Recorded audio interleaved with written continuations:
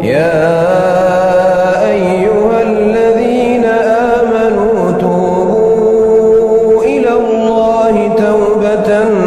نصوحا عسى ربكم أن يكفر عنكم سيئاتكم ويدخلكم جنات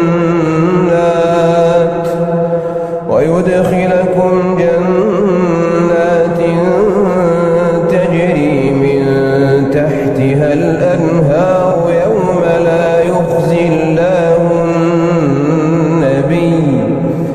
يوم لا يخزي الله